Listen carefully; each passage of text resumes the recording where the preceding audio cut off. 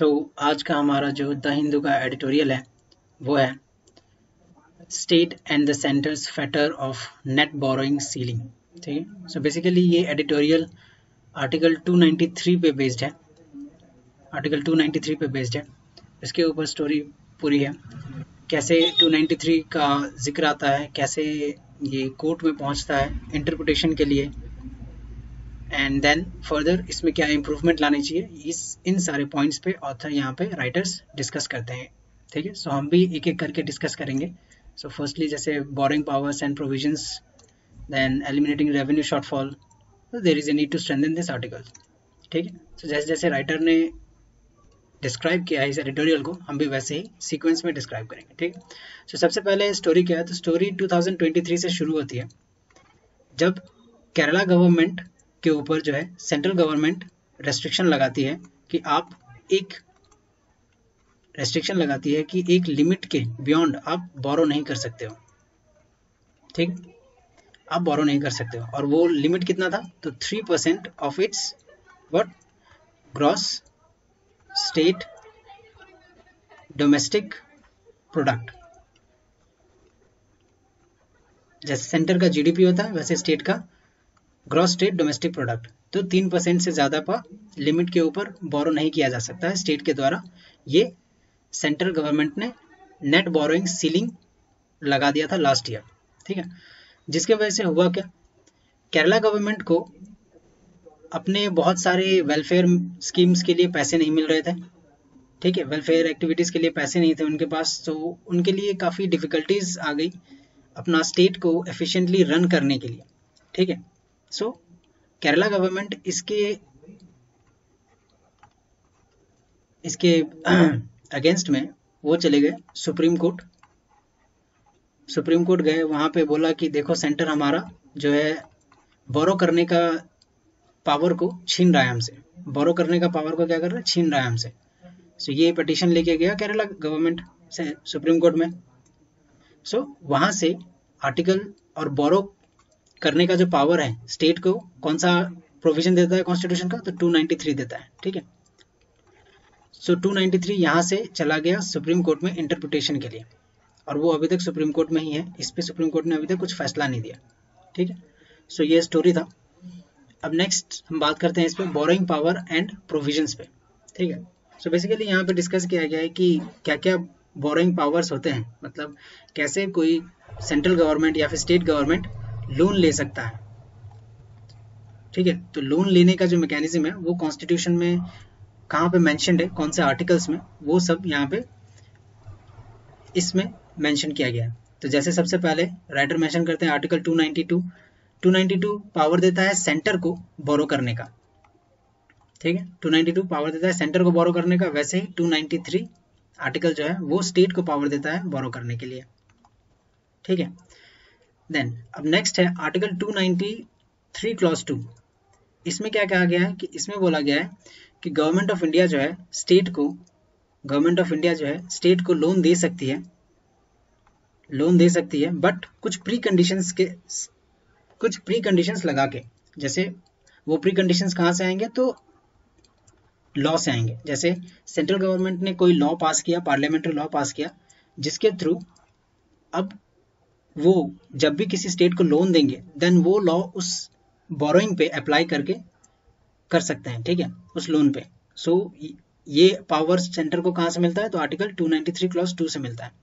Then article 293 clause 3 centre को ही ये power देता है कि स्टेट के बोरोइंग्स पे लिमिट लगा सकता है सेंटर, जैसे कि 2023 में अभी सेंट्रल गवर्नमेंट ने केरला गवर्नमेंट में किया। ठीक है। वो जो पावर है सेंट्रल गवर्नमेंट को, वो आर्टिकल 293 क्लॉज 3 देता है। ठीक है। अब नेक्स्ट है, तो आर्टिकल 293 क्लॉज 3 का जेनेसिस या फिर ओरिजिन हम कहें तो कहाँ से हुआ, ये भी राइटर बताते हैं और कहते हैं कि section 163 of government of India act 1935 से 293 लिया गया है। ठीक है। अब गवर्नमेंट ऑफ इंडिया एक्ट, तो आप लोगों को पता ही होगा, गवर्नमेंट ऑफ इंडिया एक्ट से ही बहुत सारे प्रोविजंस जो है अभी कॉन्स्टिट्यूशन में जो अभी कॉन्स्टिट्यूशन में जो बहुत सारे प्रोविजंस है वो गवर्नमेंट ऑफ इंडिया एक्ट 1935 से ही लिया गया है, जैसे गवर्नर का ऑफिस या फिर गवर्नर अपॉइंटमेंट, ऐसे ही बहुत सारे प्रोविजंस है जो गवर्नमेंट ऑफ इंडिया एक्ट 1935 से लिया गया है। वैसे ही आर्टिकल 293 भी यहीं से डिराइव होता है, ठीक है। देन आगे राइटर मेंशन करते हैं कॉन्स्टिट्यूएंट असेंबली में जब इस आर्टिकल को इंट्रोड्यूस किया गया था, सो 10 अगस्त 1949 में एक मेंबर थे अनंत सायनम अयंगर, जो कहते हैं कि ये आर्टिकल जो है सेंटर को काफ़ी बड़ा पावर देता है, ठीक है। काफ़ी बड़ा पावर मतलब क्या, वो स्टेट को रोक सकता है लोन लेने से। तो ऑब्वियसली ये बड़ा पावर हो गया फाइनेंशियल कारणों की वजह से। सो अनंत सायनम अयंगर कहते हैं कि ये जो पावर है ये बहुत सोच समझ के यूज़ किया जाना चाहिए। इनफैक्ट ये जो पावर है वो फाइनेंस कमीशन को दे दिया जाना चाहिए, ना कि सेंट्रल गवर्नमेंट को, ठीक है। तो ये कॉन्स्टिट्यूएंट असेंबली के एक मेंबर का कहना था 10 अगस्त 1949 जब कॉन्स्टिट्यूशन बन रहा था तब। देन नेक्स्ट सेक्शन 163 क्लॉज 4, ठीक है, 163 से ही आया है क्या चीज़ 293। तो सेक्शन 163 क्लॉज 4 में एक और चीज़ मेंशन था कि जब स्टेट गवर्नमेंट लोन लेगा तो अगर उसको बैकिंग किया गया होगा सेंटर के द्वारा, देन सेंटर का कंसेंट जो है वो मैंडेटरी बन जाएगा उसके लिए। स्टेट को, सपोज ये स्टेट है, ठीक है, सो ये स्टेट ने सपोज XYZ कंपनी से लोन लिया। अब XYZ कंपनी से लोन लिया तो ये स्टेट रीपेमेंट करेगा कि नहीं करेगा, ठीक है, इसका बैकिंग सपोज सेंटर दे रहा है, सपोज सेंटर दे रहा है, बैकिंग सेंटर के द्वारा मिल रहा है स्टेट को, ठीक है। सो इस कंपनी ने क्या किया, लोन दे दिया। अब होगा क्या कि जब अगर स्टेट ने ये लोन जो पहले लिया हुआ था वो वापस नहीं किया और फिर से अगर उसको लोन लेना है किसी और कंपनी से, सपोज यहाँ पे ABC कंपनी है, इससे लोन लेना है, देन सेंटर का परमिशन लगेगा कि सेंटर क्या हम इससे लोन ले सकते हैं कि नहीं। तो अगर सेंटर बोलेगा यस, देन स्टेट ले पाएगा, वरना नहीं ले पाएगा। आई होप समझ में आया होगा आपको 163 क्लॉज 4 का महत्व और मीनिंग, ठीक है। Now moving on to the next subsections, eliminating revenue shortfall. So इसमें राइटर क्या कहना चाहते हैं। सो सबसे पहले रेवेन्यू शॉर्टफॉल क्या होता है। तो रेवेन्यू शॉर्टफॉल का सिंपल मीनिंग है जितना रेवेन्यू रिक्वायर है उतना कलेक्ट नहीं किया गया है, ठीक है। मतलब सपोज अगर रेवेन्यू आना चाहिए था 10 रुपए का, बट रेवेन्यू जो कलेक्ट आया, अल्टीमेट कलेक्शन आया वो 7 रुपए का है, ठीक है। तो क्या हुआ, यहाँ पे 3 रुपए का शॉर्टफॉल हो गया, ठीक है। सो रेवेन्यू शॉर्टफॉल का मतलब यही है।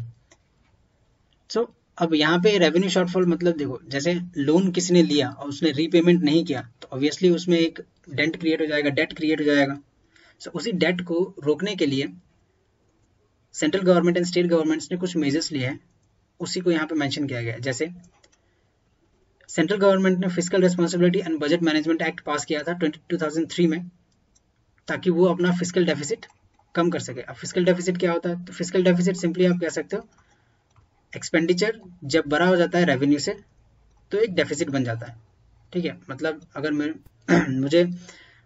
मेरे पास है 5 रुपये लेकिन मैंने खर्च कर दिया 10 रुपया, सो ओवरऑल कितना हो जाएगा -5। सो ये हो जाएगा डेफिसिट, माइनस में चला गया तो डेफिसिट हो जाएगा, ठीक है। अगर यही प्लस में होता तो ये सरप्लस हो जाता, ठीक है। सो यहाँ पे सेंट्रल गवर्नमेंट कहती है FRBM एक्ट के द्वारा सेंट्रल गवर्नमेंट फिस्कल डेफिसिट जो है वो 3% तक लेके आएगी GDP का। और डेवलपिंग कंट्रीज में एक चीज़ कॉमन रहता है कि जो फिस्कल डेफिसिट है, हाँ, डेवलपिंग कंट्रीज में यूजुअली फिस्कल डेफिसिट ही होता है, फिस्कल सरप्लस नहीं होता, ठीक है। यहाँ पे ये मेंशन करते हैं। प्लस जो स्टेट्स हैं, स्टेट्स ने भी कुछ अपने हिसाब से ही मेजर लिया गया है, उनको यहाँ पे उतना स्पेसिफिकली मेंशन नहीं किया गया है, बट उन्होंने भी कुछ कुछ मेजर्स लिया है ताकि वो अपना फिस्कल डेफिसिट कम कर सके। अब नेक्स्ट थिंग क्या है, तो राइटर फिर से वापस से मेंशन करते हैं कि ये जो बोरिंग का इशू है वो स्टेट ऑफ केरला जो है वो सुप्रीम कोर्ट में गई है और केस वहीं पे अभी पड़ा हुआ है, ठीक।